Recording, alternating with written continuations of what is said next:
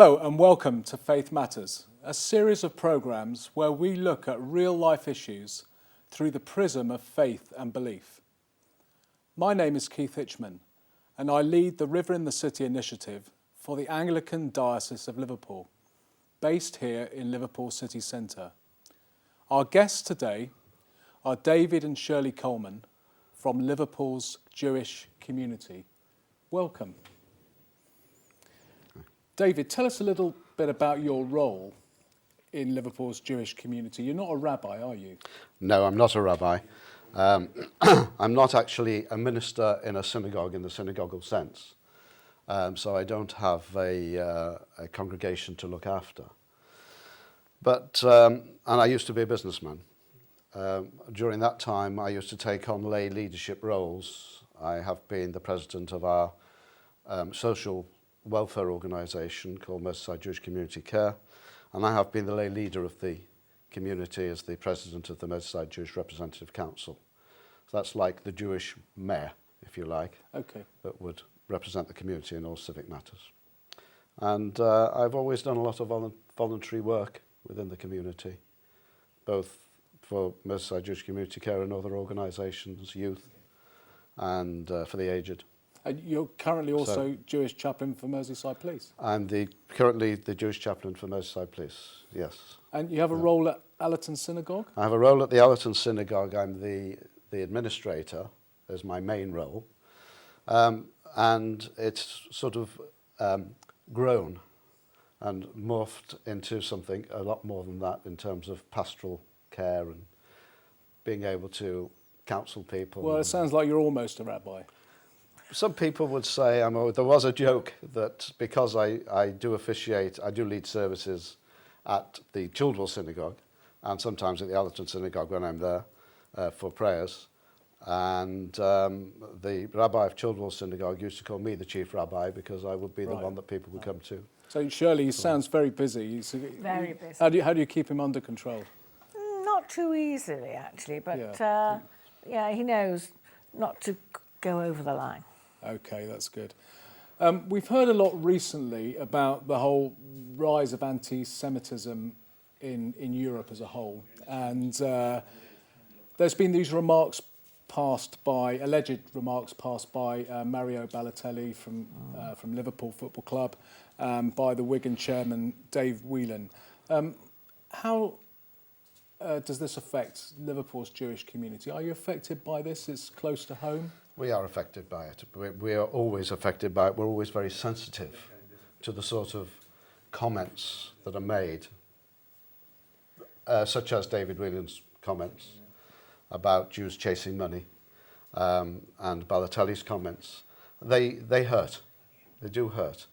And maybe they're made in innocence. But unfortunately, at the moment, since the latest battles between Israel and Gaza in the summer, unfortunately, anti-Semitism in physical terms has increased in this country, but more so within Europe, where they say that it's getting to be like the 1930s. Really, really. And in Liverpool, any personal experiences? Liverpool, Liverpool is a melting pot, and it always has been, where all the communities do tend to get on together. And therefore, we haven't had as many problems. However, there are daubings, there is abuse shouted at people as they're walking home from the synagogue on a Saturday morning. I've had it myself. And where we can, we report it to the police, and the police take action. If we can get a registration number of the vehicle that was going past, then they will find the owners and take all the appropriate action. So yeah, it has risen, but we don't lock ourselves away. We don't hide ourselves away and wrap ourselves in cotton wool. We're still there. We are still a community. We still have a lot to offer, and we still have a lot to do it cooperatively with other communities within Liverpool. And I know you're very involved with interfaith activity, and you have good relations with the Muslim community. We have excellent relations with the Muslim community. Yeah, tell us a little bit about that. We have, for instance, first of all, within the King David School, which is a school, Yeah, we have kindergarten, primary and high school and sixth form on the King David campus. And there are many of the pupils there are from Muslim families. In fact, there are Muslims who fight to get their children into Really? King David School. Yeah. And we have, we go, groups of Jewish people will go to the mosque to learn a bit about the mosque, how it works, and they will come to the synagogue as well in groups. Plus those that come with schools throughout Liverpool to visit the synagogues. That's great. I mean, it's a real sign of hope, really. And like you said, Liverpool's, I mean, it's known as the world in one city. It is a Absolutely. racially tolerant Absolutely. and religiously tolerant place, I believe. We, where the Merseyside Jewish Community Care were approached by some members of the Muslim community to ask how they could set up a similar organisation within their community. They were asking for our advice on how that could be done. So that's a sign of the closeness that we have between the two communities. And you've mentioned two of them. There are three synagogues. Am I right in saying? There are three Orthodox synagogues. Right. That's the one on Princes Road, the one on Dunbabin Road, and the one on Mather Avenue. So the Princes Road synagogue we call the Liverpool Old Hebrew Congregation, which is the oldest one that's still in existence. The one on Dunbabin Road is the Childwell Synagogue, and then the one on Mather Avenue, the Allerton Synagogue, which has just been rebuilt, downsized, with some flats which belong to a housing association.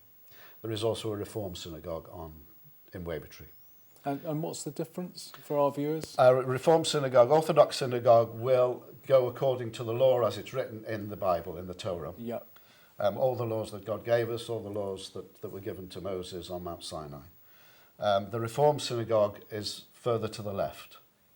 So they won't necessarily follow as strictly all the rules. Right, okay. Okay, so they will drive on the Sabbath, which Orthodox people will not do, as a for instance, as an example.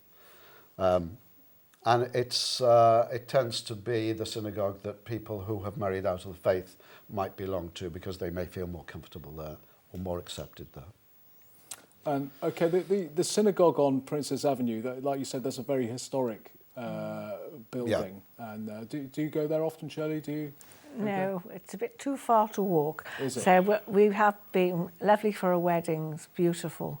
To go to a ceremony in that synagogue is just something very special. Have you been? Yeah, I've had the little tour they do. You know. Oh yes, but to go in and have a wedding ceremony with a beautiful choir and everything, it's gorgeous. Absolutely magical. And how old is it? It's 100 and I think it must be getting on for 170, 180 years now. I can't tell you exactly, but about 175, 180 years. And is that you can date back the Liverpool's Jewish community? Oh, beyond that. Beyond that? Beyond that. How far back? Liverpool Jewish community goes back to the third quarter of the 18th century. So about 1770, 1775. And in fact, you know, we say when Liverpool was going to become capital of culture in the years leading up to it, we found out there was a document produced called Liverpool City of First. It was a booklet that was produced. And in fact, one of the first purpose-built synagogues in the country was on the corner of Colquitt Street and Seal Street, where the BT building it now is. Right, okay. And before that, they had converted house. And in fact, if anybody goes to the Met Quarter, comes in from the Victoria Street entrance, when they come in, look back at the wall and they'll see a plaque because that was Synagogue Court and that was the site of the first synagogue and Jewish cemetery. And did the Jews come to Liverpool fleeing European persecution or for commercial reasons or both? Well, there was a community here, as I say, in 1770. That would have been commercial. And then in the 1800s, in the late 1800s particularly, they would have been fleeing from the pogroms in Eastern Europe. So they would have come over to this country. Some of the people would have been looking for travel onwards to America, and some people stayed in the UK. they may have run out of money or they may have found a job. And so they stayed. And then, of course, in the 1930s, before the Second World War, there was the people fleeing from Germany and Austria. And your family as well, when did they? My family actually came here. My paternal grandfather came here in 1912, and he went to Chester, where there was a much bigger Jewish community. I'm going to have to wind us down now because we're coming up to the commercial break. But when we come back, we'll talk about Hanukkah. Yeah. Fine.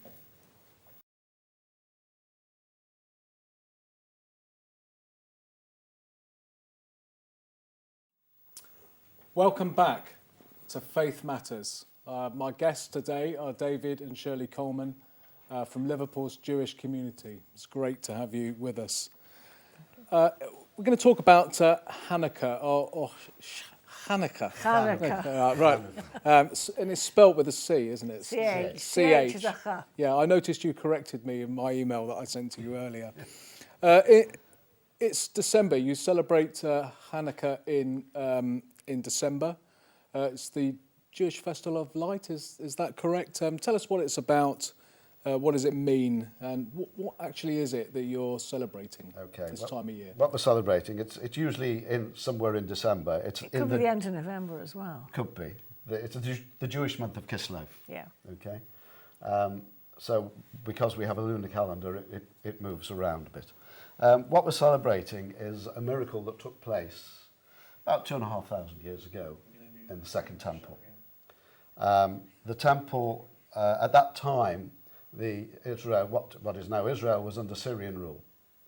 And the king was a Hellenist, if you like. So the Greeks had played a big part. They didn't want Jewish people to be able to practice their faith or learn the Torah. They made it illegal. So eventually they tried to take over the temple. Antiochus was the king, and they took over the temple. And as I say in young people speak, they trashed it. They absolutely trashed it. They brought pigs in. They did everything that wouldn't be allowed by the Jewish faith. A small group of people, led by somebody called Matisyahu, the group was called the Hasmoneans, decided that they were fighting to try and get it back. They fought what was basically a much bigger group of people than they were, and eventually they won, and they managed to reclaim the temple for the Jewish people. In the temple, there is a law, that it says in the Bible that there has to be a lamp lit 24 hours a day, 7 days a week, 24/7, an oil lamp. And it's an oil lamp with only the finest olive oil. Hasmoneans, when they got the temple back, they had a bit of a problem because they found just enough oil in a sealed container for 1 day. And it was going to take another 8 days to be able to press enough olive oil to be able to keep the lamp lit. What should they do? Should they wait till they've got enough oil to keep it lit, or should they light it? It's a bit like raising the flag, we've got it back. Yeah. They decided to light it. And the miracle was, the first miracle was that the Hasmoneans beat the Greeks, the Greek army. The second miracle was that the oil lasted for 8 days until there was more oil pressed, and so the lamps did stay lit from the time they lit it. And we celebrate that miracle during the 8 days of Hanukkah. We call it the Festival of Light because it's to do with light. And what we do, the way we practice it, is that we have a candelabra, which is called a Chanukiah or a menorah. It's not actually a menorah, but I won't go into the whys and the wherefores. It's a Chanukiah because it's for Hanukkah. And it has 8 candle holders in it, with one that's either out to the front or higher up above the other 8. And on the first night of Hanukkah, we will light 1 candle. On the second night, we will light 2 candles. And the third night, we will light 3 candles, until on the last night, we've got all 8 candles. Well, I wonder whether that's where we got our Advent candles from. Could be. I meant to bring the candles. Because we have pinched a lot from you. Yes, really, that's right. But you use that one to light them This with. one is called the shamus, and it's always got to be higher or set forward because this is like the guardian. And we light this one first every night, and from this one we light From the left other to right. candles. Right to left. And if anybody goes down to St George's Hall during Hanukkah, which starts a week on Tuesday night, Yeah. the first night, they will see an 16th. enormous 20-foot high Chanukiah, which will be lit every night. And I think the second night, which will be Wednesday night, not sure it's the first night or the second night, to be honest, but one of those nights the Lord Mayor will be coming to celebrate. I should try and get down there. Last year there was a rabbi driving around with. Yes. Yeah, there with was- one on his... with- on the car, that's Yes, right. just only in Liverpool, I thought. No, Manchester. Manchester yes, as well, London, all over the place. Manchester have a parade. The reason for that is we're supposed to put it actually in our window so people can see it, because we're supposed to advertise it. We're supposed to let people see that it's Hanukkah and that we are lighting the lights because this miracle took place. You know, we're told we're supposed to be a light unto the nations, and this is one way that we can do it. The light of the Chanukiah, the light of Hanukkah, is a light to the nations to show we can win. Well, Shirley, let me come to you now. And he doesn't do a lot of talking, doesn't he, Dave? A lot. And, A lot. They talk about women. Now, You did say this was a 3-hour program, didn't you? Jews are famed for their hospitality. I know when I Yeah. lived in North London, I received a lot of hospitality right. myself, and of course at your house when I've been round. Yeah. And but on festivals like this, you know, what kind of foods do you prepare? How do you prepare Well, your... for Hanukkah, a lot of oil-based because of because of Hanukkah. So we have, we call them latkes, potato latkes. They are round and they're fried. I've had those in Yeah. Golders Green. Actually. Yes, I'm sure you have. I Yeah. make my own. And also donuts, jam donuts, very popular. They're round, they're fried, and they're rather delicious. Traditionally jam, but these days you can get them with all sorts of things in them. If you go to Manchester, the bakers there make with creme patisserie and icing and all different sorts of things. So those are two of the main things that we have at Hanukkah. I'm just trying to think of something else. Chocolate money. Oh, chocolate, yes. It's tradition that the children, or even to the adults, that money is given as a present. It's called Hanukkah Geld. Although a lot of people these days buy presents for the children as well, the little ones. Because it's at the same time as Christmas time? and- No. Hanukkah's just associated with Hanukkah I Geld. The think part money's of it round. might be that they don't feel Maybe it totally is. Left isolated. out. But Yeah, when yeah. I was a Yeah. child, and I think when you were growing up, we didn't get presents. We used to get the money. It was tradition. It's tradition to give the money. So it's chocolate money. No, proper Well, money. proper money, but also the kids get chocolate money as a gift. You Because know, 'cause we hang, I mean, I don't know, but in my family we do. We hang Yes, chocolate money from a Christmas yes, tree. yes. The same sort of things. I mean, Yeah. I bought in the shops, ready for my grandchildren, chocolate money in little net bags.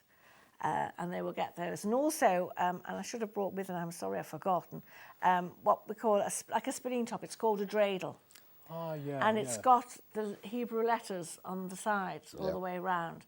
And I've bought this year dreidels with sweets inside. But you can get all sorts. David, All kids like yeah. sweets. There's usually quite often. Originally, it used to be a wooden one. So you've got some pictures there. Yes, there you are. If you hold them up to the camera, maybe people Which can- camera are we on? Yes, they're quite a long way away, maybe. But Yeah, there we are. they're the dreidels on the top. There's dreidels, There's the donuts Jemmy donuts. That's a different Chanukiah Yeah. there. Yeah. The dreidels. and the latkes. And there's the latkes.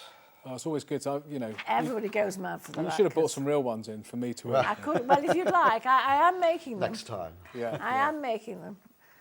The thing about the dreidel... And, oh, sorry, no, I'm sorry, I was just going to explain what the dreidel is and what the significance of the dreidel is.